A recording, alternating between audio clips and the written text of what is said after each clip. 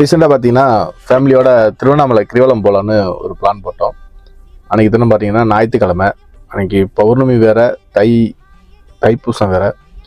அன்றைக்கி பார்த்தீங்கன்னா சரியான கூட்டம். திருவண்ணாமலையில் கிரிவலம் போனோம். நீங்களும் அந்த கிரிவலத்தில் இருந்தீங்கன்னா கமெண்ட் பண்ணுங்கள், ஷேர் பண்ணுங்கள், சப்ஸ்கிரைப் பண்ணுங்கள். நன்றி.